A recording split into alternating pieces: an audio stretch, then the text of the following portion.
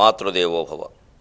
తల్లి నిన్ను దలంచి స్తోత్రముల తాత్పర్యంబునూహించదన్. హృల్లీలా భువనైకమోహనముగా హేలా విలాసముగా. హృల్లీలా భువనైకమోహనముగా హేలా విలాసముగా. వల్లీలాస్యము జేయగా సభను భావప్రౌఢిమశబ్దముల్ ఫుల్లాబ్జాక్షి అనుగ్రహింపగదవే స్ఫూర్తిన్ రసావేశమున్. తల్లి నిన్ను దలంచి స్తోత్రముల తాత్పర్యంబునుహించదన్. సృష్టికి మూలమైన భగవతత్వాన్ని మనకు అవగాహన కావిస్తూ ఉన్న మహాభారత కథాశ్రవణం కోసం ఎదురు చూస్తూ ఉన్న భక్తి టీవీ ప్రేక్షక మహాశయులందరికీ సాత్యవతేయుడు పారాశర్యుడు అయిన వ్యాస మహర్షి రచించిన శ్రీమన్మహాభారతంలో ఆనుశాసనిక పర్వంలో విష్ణు సహస్రనామ స్తోత్రానికి సాగుతున్న సామాజిక వ్యాఖ్యలు 1647 భాగానికి స్వాగతం పలుకుతున్నాం.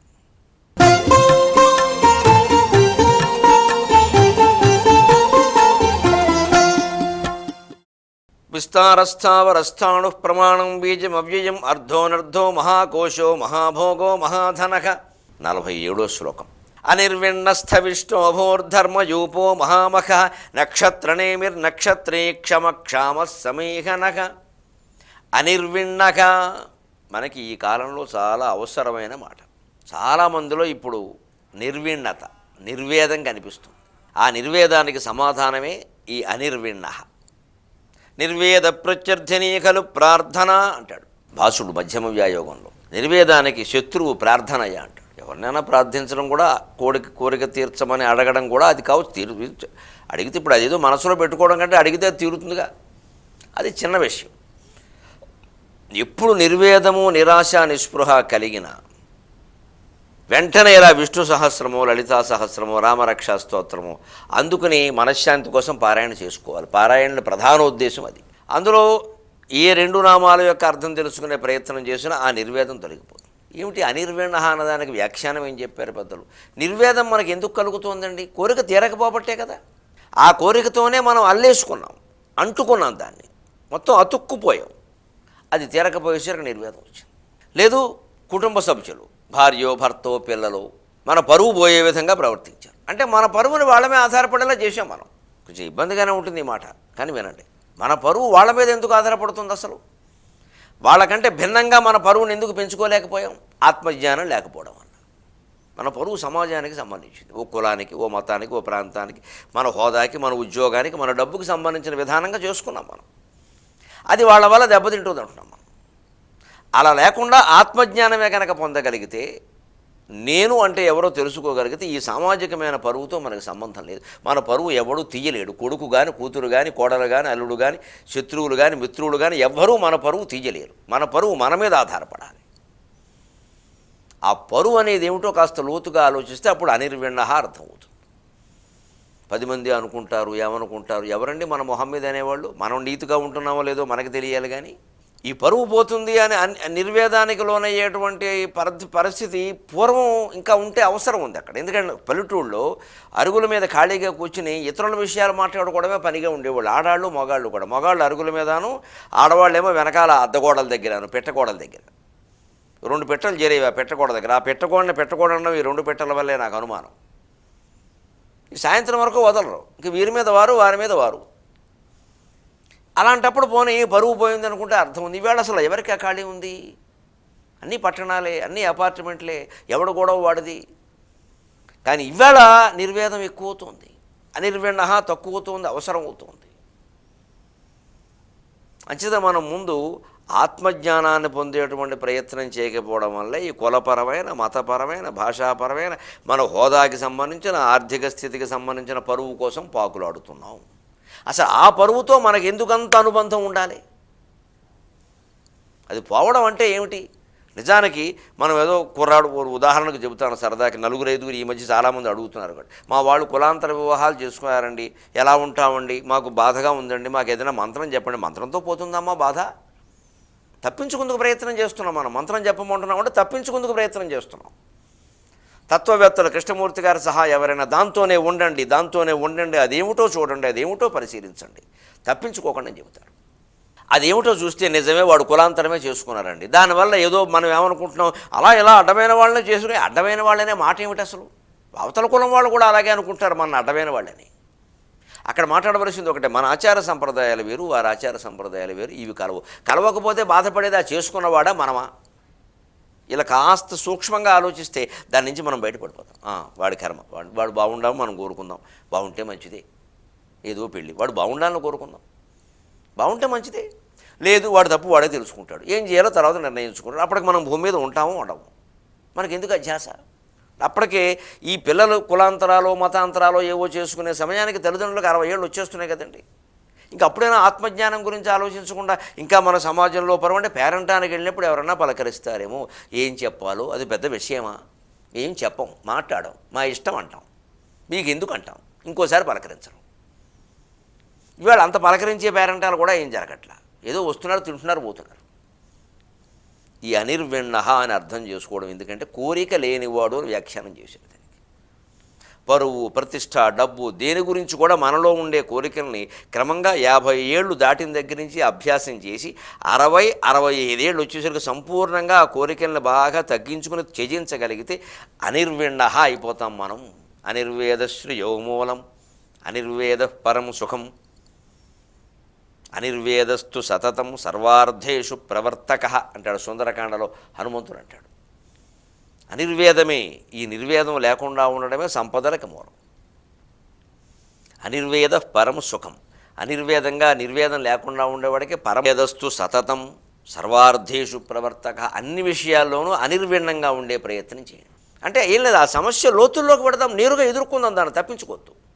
ఒక మంత్రం ఏదో మనం జపం చేసేస్తే పిల్లాడు బుద్ధి మారిపోతుందని వాడు మళ్ళీ మన దారికి వచ్చేస్తే మన దారికి వస్తాడమ్మా. ఒక్కసారి నేను ఆలోచిస్తున్నాను, ఎందుకంటే ఈ సమస్య పెద్దదిగా ఉంది, చాలామంది నన్ను అడుగుతున్నారు, మేమేం చేస్తాం, మా పిల్లలు చేసినా నేను చేయగలిగింది ఏం లేదని చెప్పాను, మొహమాటం లేకుండా మాట్లాడడం నాకు అలవాటు కాదు. మా పిల్లలు చేసుకున్నా నేను చేయగలిగింది ఏం లేదమ్మా, వాళ్ళ కర్మ వాళ్ళది, చెప్పి చూస్తాం. ఇది కాదురా అబ్బాయిని, వినలేదు మంచిది, వినకపోతే మరీ మంచిది, మళ్ళీ చెప్పక్కర్లేదు. వారా అనుభవించేది నేనా? ఎవరైనా, మీరైనా నేనైనా ఓపెన్గా బహిరంగంగా మాట్లాడుకుందామండి. మీ అబ్బాయి ఇలాంటి వివాహం చేసుకున్నాడు, మంచిదండి, వాడిని అడగమని చెప్తాను నేను.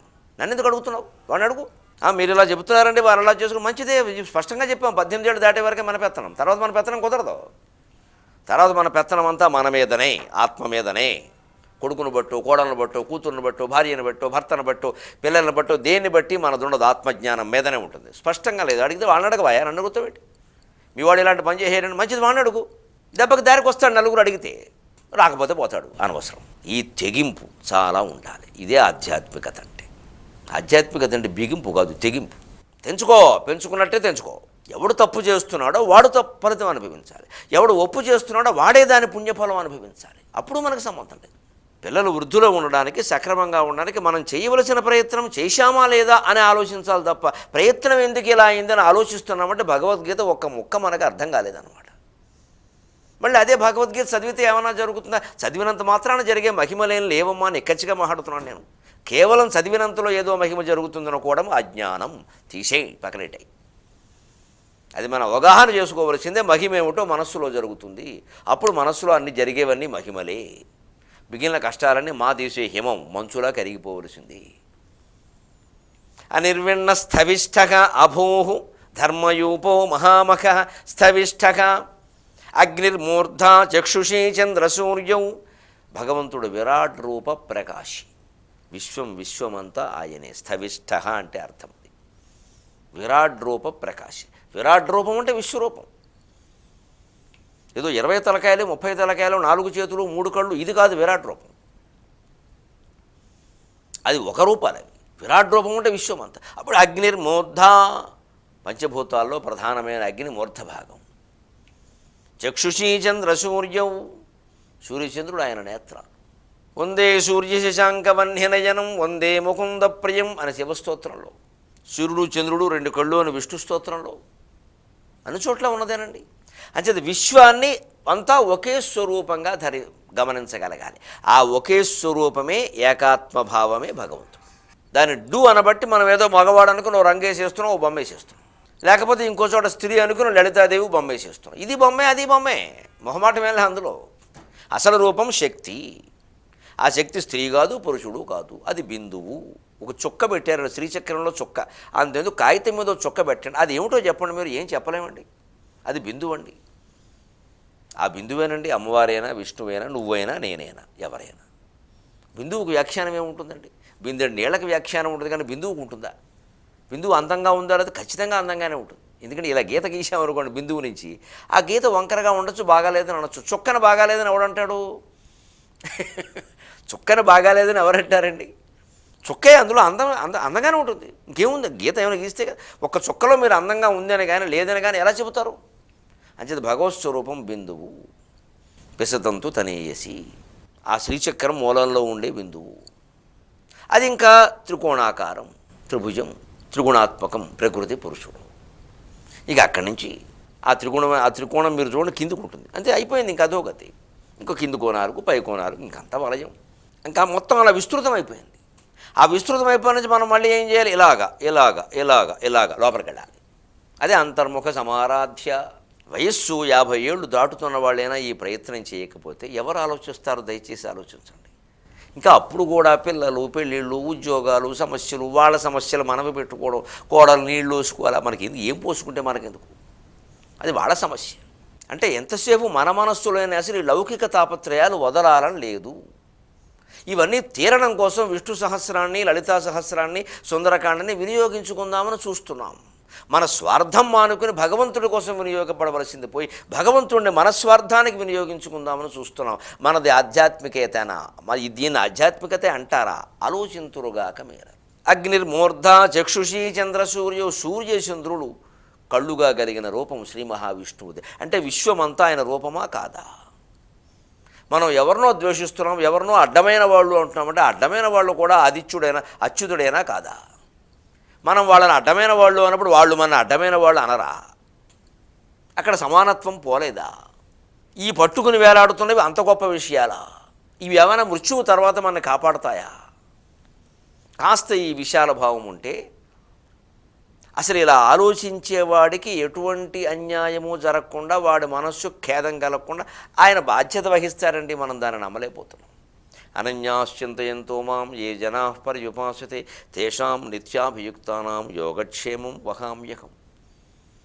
ఆ వ్యక్తి స్త్రీ అయినా పురుషుడైనా వారి కుటుంబ సభ్యుల వల్ల కానీ, వారి మిత్రుల వల్ల కానీ, లేదు వారిని శత్రువులుగా భావిస్తున్నటువంటి వ్యక్తుల వల్ల కానీ, ఎవరి వల్ల ఆయనకి ఎటువంటి హాని జరగకుండా ఆయన బాధ్యత వహిస్తాడు. మన మనస్సుని విశ్వాత్మలో లీనం చేయడమే మనం చేయవలసింది. అది మన చేతుల్లో ఉన్నది. దానికి బయటికి వెళ్ళాల్సిన పని లేదు, సత్సంగం పని లేదు, పుస్తకం చదివే పని కూడా లేదు. విషయం అర్థమైతే చాలు. ఇది స్థవిష్ట. అభూహు. అందుకే ఆయన ఎందుకంత అనిర్విణ్ణంగా, కోరికలు లేకుండా విశ్వమంతా వ్యాపించి అభూహు ఉండగలుగుతున్నాడు? జన్మలేనివాడు కాబట్టి. అభూహు. స్థవిష్టో భూహు అనగానే అది భూశబ్దం కాదు, అక్కడ అవగ్రహం ఉంటుంది. అభూహు జన్మలేనివాడు. భూసత్తాయం కదా భవతి. అందుకని అభూహు జన్మలేనివాడు. అంటే భగవంతుడికి జన్మే లేదు. జన్మ ఉండబట్టి, శరీరం ధరించబట్టి కొన్ని రకాల కులాలు, మతాలు, ప్రాంతాలు, పరువులు, ప్రతిష్టలు, అప్రతిష్టలు ఏర్పడ్డాయి. జన్మ లేనప్పుడు మరి శరీరం మనం కాదు అని తెలుసుకోకుండా దుఃఖాలు ఎలా తీరతాయి? అది తెలిస్తే ఇంకేముందండి అంటే మరి ఇంకేం ఉండదని తెలుసుకుందాం. కనీసం దానికోసం ప్రయత్నం చేద్దాం.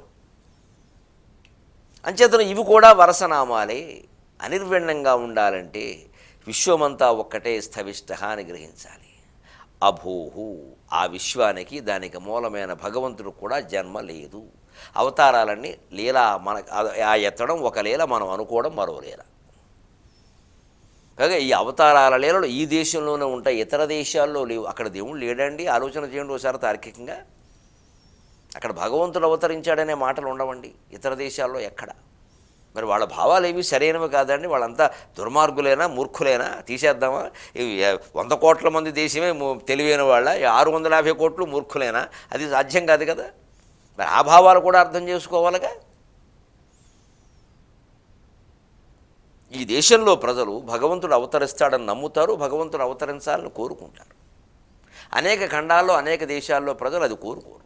కాబట్టి అక్కడ అవతరించడం అక్కడ అవతరించినట్టు అనిపించదు, ఇక్కడ అవతరించినట్టు అనిపిస్తుంది. అంచేత అభూహు జన్మ లేనివాడు. జన్మ కర్మచమే దివ్యం అన్నాడు భగవద్గీతలో. నేను పుట్టినట్టు ఏవో చేసినట్టు అనిపిస్తుందయ్యా, దివ్యం అన్నాడు ఆయన. అదో లేదా, అదో మాయ, అదో మహిమ. అనిర్విణస్థవిష్టో అభూహు ధర్మయోపక. వరస నామాలు గమనించండి. అనిర్విణ్ణత, అనిర్వేదంగా మనం ఉండాలి అంటే, నిర్వేదం లేకుండా ఉండాలి అంటే, స్థవిష్టగా అగ్నిర్మూర్ధ చక్షుషి చంద్ర సూర్యో అన్నట్టుగా కాస్త విశాల భావం పెంచుకోవాలి. అప్పుడు అభూహు జన్మ లేనివాడు ఉన్నంత ఆనందంగా ఉంటాం. ఎందుకంటే లోకంలో ఆనందంగా ఉండేవాళ్ళు ఎవరంటే ఇద్దరిని చెప్పారు. లోకంలో అనకుండా ఆనందంగా ఉండేవాళ్ళు ఎవరంటే ఇంకా పుట్టినవాడు, పుట్టి చనిపోయినవాడు అన్నారు. బతుకుతున్నవాడు కూడా ఆనందంగా ఉండలేడు, ఎందుకంటే పెంచేసుకుంటాడు. రాసుకోవడం పూసుకోవడమే పీకానాం లాగానం. ఇందులో ఆనందం ఎక్కడుంటుంది? ఏదో ఒకటి ఎక్కువ తక్కువ వచ్చేస్తుంది, ఎప్పటికీ సంతృప్తి కుదరదు. ఓ పెళ్లి సంబంధం వచ్చింది, నచ్చలేదు, పోనీ 25 ఏళ్ళు కాబట్టి కాదన్నా పర్వాలా. ఇంకోటి వచ్చింది 26, 27, 28, 29, 39 వచ్చినా నచ్చకపోతే వచ్చిన వాడిని కట్టుకోవాలి. ఇంకా నచ్చలేదంటే జీవితాంతం ఇంకా పెళ్ళి అవ్వదు. ఎందుకు వస్తూ ఉంటాయి ఇలాంటి మాటలు? 35 ఏళ్ళు వచ్చినా 36 ఏళ్ళు వచ్చినా నాకు నచ్చలేదు, వారు నచ్చలా, వీరు నచ్చలా, ఆడపిల్లనో మగపిల్లనో అనడం ఎందుకు వస్తుంది? ముదిరిపోయే యోగం ఉందండి. మరి ఇంకా ఆనందం ఎక్కడ ఉంటుంది జీవితంలో? అంటే ఎక్కడో ఒకచోట మనం రాజీ పడాలి. నిర్ణయం తీసుకునే ముందు ఎంతైనా ఆలోచించవచ్చు, నిర్ణయం తీసుకున్నాక ఇంకా ఆలోచించకూడదు. ఆ పెళ్లికి నిర్ణయం తీసుకోవడమే నిశ్చితార్థం, మంచి సమస్య లేదు. ఆ అబ్బాయికి లేదా ఆ అమ్మాయికి మన మనస్సు అంకితం అయిపోయినంతే. ఇంకేదైనా కానీ ఎదుర్కొందుకు సిద్ధం. అలాగే ఏదో ఒక వస్తువు కొనడం, ఓ పొలం కొనడం, ఓ స్థలం కొనడం, లేదా అమ్మేయడం, ఏదో నిర్ణయం తీసుకున్నాం, తీసుకునే ముందు 2 రోజులు 3 రోజులు ఆలోచించచ్చు, తప్పులేదు. తీసుకున్నాక ఇంకా ఆలోచించకూడదు. దాని నష్టాలన్నీ భరించడానికి సిద్ధంగా ఉండాలి. అప్పుడు జీవితం ధర్మయూపక. ఆ నిర్వేదం లేకుండా ఉండాలి అంటే, విశ్వమంతా ఒకటే అని విశాల భావం కలగాలి అంటే, జన్మలేనివాడు ఉన్నంత ఆనందంగా, శ్రీమన్నారాయణమూర్తి వైకుంఠంలో ఉన్నంత ఆనందంగా మనం ఉండాలి అంటే ధర్మయూపక. ధర్మం యొక్క ఫలాన్ని ఆయనకే సమర్పించాలి. యజ్ఞంలో యూపస్తంభం అని ఉంటుంది, బలి పశువుని దానికి బంధిస్తారు, అది భగవంతుడికి సమర్పించేదే కదా. అలాగ మనం ధర్మం చేసి ఆ ధర్మ ఫలాన్ని యూపస్తంభానికి కట్టినట్టుగానే ఆయనకి సమర్పించాలి. యూపస్తంభానికి కట్టింది ఇంకా తప్పించుకోలేదు. అలాగే మనం చేసినటువంటి కర్మఫలాన్ని ఆయనకి సమర్పించాలి, తప్పించుకోలేని విధంగా చేయాలి, ఖచ్చితంగా ఇచ్చేయాలి. దాని నుంచి మనమేం ఆశించకూడదు. మన బాధ్యత చేయడంలోనే మనం ఆనందం పొందాలి. ఒక నాట్యం చేస్తున్నాం వేదిక మీద, నాట్యంలోనే ఆనందం. ఓ ప్రసంగం చేస్తున్నాం, ప్రసంగంలోనే ఆనందం. ఒక వంట చేస్తున్నాం, వంటలోనే ఆనందం. దీన్ని చూసి మెచ్చుకునేవాళ్ళు, దాన్ని తిని మెచ్చుకునేవాళ్ళని బట్టి మన ఆనందం ఉండకూడదు. వాళ్ళు అనే వ్యాఖ్యను మనం పట్టించుకుంటాం, దాన్ని బట్టి అవసరమైతే సరి చేసుకుంటాం. కానీ ఆ వ్యాఖ్య మీదే మన కార్యక్రమం ఆధారపడి లేదు. ఎందుకంటే వారు వ్యాఖ్యానం చేయడానికి అనేక కారణాలు ఉంటాయి. కొంతమంది నిజంగా ఉన్నదన్నట్టుగా చెబుతారు, కొంతమందికి ఆ చెప్పడం కూడా తెలియదు, మొహం మీద పేర కొట్టినట్టు చెబుతారు. అలా చెప్పక్కర్లేదు. ఒక నాట్యం చూసామండి, బాగులేదని మొహం మీద పేర కొట్టినట్టు చెప్పక్కర్లేదండి, రకరకాలుగా చెప్పచ్చు. మీ గురువుగారు ఎవరండి? శోభానాయుడు గారండి. ఇంకా కొంచెం మీరు వారి అంశగా ఉండాలండి, ఇంకా ఏదో అనొచ్చు, బయటికి అనొచ్చు. ఇంకా నేర్చుకోవాలన్న విషయం అమ్మాయికి అర్థమైంది, చాలు. మరి అటువంటి గురువుని పెట్టుకుని ఇదేమిటి అనకూడదు. ఆ బాధపడుతుంది ఆ అమ్మాయి. పాపం ఇంత కష్టపడి చేసింది, ఏదో చిన్నది మనకి నచ్చకపోవచ్చు, మనసు చివుక్కుమంది, మళ్ళీ వేదిక ఎక్కాలంటే కంగారు పడిపోతుంది. ఇదే విధానం. అదే ఎదురుగా ఎవరో లేంచుడు ఇగో టీవీలో విషయాలు కొండబద్దలు కూడా చెప్పాల్సి ఉంది, ఖచ్చితంగా చెప్పాడు. ఎందుకంటే ఎవరిని ఉద్దేశించింది కాదు ఇది. మొత్తం మా సామాజిక వ్యాఖ్య అంతా ఒకటే. పూర్వం నవలలకు ముందు రాసేవారు, ఇందులో ఈ పాత్రలు ఎవరిని ఉద్దేశించి వ్రాసినవి కావు, కేవలం కల్పితములే. నా వ్యాఖ్యానాలన్నీ అంతే. ఎందుకంటే ఇది సమాజం బాగుపడడం కోసం. ఇప్పుడు నా ఎదురుగా ఎవరూ లేరు, మీరెవరు ఉన్నారో నాకు తెలియదు. ఇక్కడ నిష్కర్షగానే చెప్పాలి. అదే మనిషి ఎదురు పడతాడు, అంతలా చెప్పమంటే ఖచ్చితంగా సూచన చేస్తే వెళ్ళిపోతాం అంతే. అక్కడ కొండ బద్దలు కొడితే చెంప కూడా బద్దలవుతుంది, అది వేరే విషయం, ఇది వేరే విషయం. ఇక్కడ నిష్కర్షగా ఎందుకు ఉండాలి? కొన్ని లక్షల మంది చూస్తున్నారు, వాళ్ళకి తెలియాలి విషయం. అంటే ధర్మఫలం నిష్కర్షగానే ఆయనకే సమర్పించాలి. అంటే కృష్ణార్పణం, శివార్పణం, రామార్పణం, పరమేశ్వరార్పణం, బ్రహ్మార్పణం అని మనస్సులో అనుకోవాలి. ముందు అనుకోవడం అలవాటు పడితే తర్వాత అనుకోకుండానే అది అటు వెళ్ళిపోతుంది. మహామఖ చాలా గొప్ప మాట అండి ఇది. మఖం అంటే యజ్ఞం.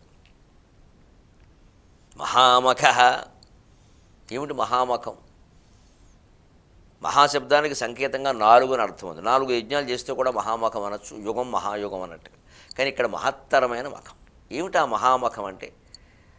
రహస్యామనాయమని ఒక గ్రంథం ఉంది లలితా సహస్ర భాష్యానికి సంబంధించి. అందులో చక్కని వ్యాఖ్యానం ఉంటుందండి. ఇంద్రియార్థై సంగ్రాహ్యై గంధాద్యైరాత్మదేవతాం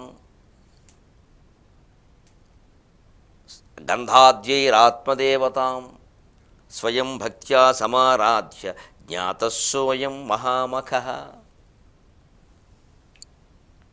ఇంద్రియాలతో మనం కళ్ళతో మంచి దృశ్యాలు చూస్తున్నాం, చెవులతో ఏవో వింటున్నాం, నోటితో ఏవో రుచి చూస్తున్నాం, నోటితో మాట్లాడుతున్నాం, నాలుకతో రుచి చూస్తున్నాం, ముక్కుతో వాసన చూస్తున్నాం. వీటితోటి మనం సంగ్రహించిన వాటి గంధాద్యై సుగంధాలు, రుచికరమైన పదార్థాలు, సుందర దృశ్యాలు మొదలైనవి. ఆత్మదేవతాం స్వయం భక్త్యా సమారాధ్య, అవన్నీ ఆత్మార్పణం చెయ్యాలి. ఆత్మాత్వం గిరిజామతి సహచరా ప్రాణా శరీరం గృహం పూజాతే విషయోపభోగరచన నిద్రా సమాధిస్థితి సంచార పదయో ప్రదక్షిణ విధి స్తోత్రాణి సర్వాగిరః యద్యత్కర్మ కరోమి తత్తదఖిలం శంభో తవ ఆరాధనం. ఆ స్థితిలోకి వెళ్ళిన వాడికి జీవితంలో దుఃఖమేమిటి సుఖమేమిటండి? సుఖ దుఃఖాలకు అతీతమైన ఆనందం ఉంటుంది. కానీ ఇది మహామఖః. ఇంద్రియార్థైశ్చ సంగ్రాహ్యై, ఇంద్రియార్థాలన్నీ సంగ్రహించి గంధాద్యైరాత్మదేవతాం, గంధము మంచి గంధము లేదా మంచి గంధపు వాసన, అలాగే రకరకాల పదార్థాల రుచి, రకరకాల సుందర దృశ్యాలు చూసినప్పుడు కలిగే అనుభూతి, దీన్ని ఆత్మదేవతాం స్వయం భక్త్యా సమారాధ్య, ఆత్మదేవతకు అర్పించాలి, ఏ రూపానికి కాదు. జ్ఞాతస్సోయం మహామఖః, అదే మహామఖం అంటే. అంతర్యాగం అంటారు దీన్ని, అంతర్యాగం. అదే అంతర్ముఖ సమారాధ్య, అంతర్మఖ సమారాధ్య అని కూడా అనొచ్చు. మనం అంతర్ముఖులు కావడం, తరచూ లౌకికమైన వ్యవహారాలు ఏవో వస్తాయండి కుటుంబాల్లో, కార్యాలయాల్లో, తప్పవు. ఆ పని చేయడం వెంటనే మనస్సుని నమ శివాయ నమ శివాయ నమ శివాయ నమో నారాయణాయ శ్రీమాత్రే నమ వెళ్ళిపోతూ ఉండాలి. ఇంకా దాని మీద చర్చ దాన్ని సాగదీస్తూ కూర్చుంటే ఈ జన్మకు తగులుతుంది. అదే మనం చేయలేకపోతున్న పని. మీరైనా నేనైనా అభ్యాసం చేయవలసింది అదే, ఈ మఖామఖాన్ని చేరుకోవడమే, ఆ అంతర్యాగం. దీన్నే ముందు యజ్ఞాంతకృత్ యజ్ఞగుహ్యం అని మరోసారి చెబుతాడు. యజ్ఞగుహ్యం రహస్య యజ్ఞం అంటాడు. దాన్నే ఇక్కడ మహామఖం రూపంలో చెప్పారు. ఈ పొందుతున్నవన్నీ మనం పొందుతున్నాం ఏదో రుచులు తింటూ ఉంటాం, హెచ్చరించుకుంటాం. ఎంతకాలం ఇది? ఆ హెచ్చరించడం మానేసి రుచి మీద దృష్టి పెట్టండి, విరక్తి వచ్చేస్తున్నాడు. ఏమిటిది? దీనికోసమా ఎంతో తాపత్రయపడిపోయాం. ఇప్పుడు ఏదో పెద్ద హోటల్ని వచ్చాం, ఇక్కడికి 2000 వేసాడు బిల్లు ఏకంగాను. ఈ కాస్త రుచి కోసమే ఈ పదార్థాలు ఇంటో చేసుకుంటే 200లతో పోయేది. వెంటనే వచ్చిందండి పొదుపు 1800 మిగిలింది. వెళ్ళడానికి కారు, రావడానికి కారు, 2000 బిల్లు, మొత్తం 3000 అయింది కథ. 300లతో అవుతుంది ఇంట్లో ఇది. ఆ రుచి మీద దృష్టి పెట్టాలి. మనం ఏం చేస్తాం? ఇంత హోటల్కి వెళ్ళి 3000 ఖర్చు పెట్టుకుని అక్కడ కూర్చుని ఆ రుచులు చూస్తూ కూడా కబుర్లు చెప్పుకుంటాం. ఇప్పుడు కబుర్లు రుచిగా ఉన్నాయా, పదార్థం రుచిగా ఉందా? పూర్తిగా కబుర్ల మీద దృష్టి పెట్టేనండి, మొహమాటం లేకుండా చెబుతున్నా, కబుర్ల మీద విరక్తి వస్తుంది. పూర్తిగా దృష్టి పదార్థం మీద పెడితే పదార్థం మీద విరక్తి వస్తుంది. భౌతిక శాస్త్రం సమర్థిస్తున్న విషయం. దేని మీద కాంతికిరణం చాలా స్పష్టంగా ప్రసరిస్తుందో అది అక్కడ ఉండదు.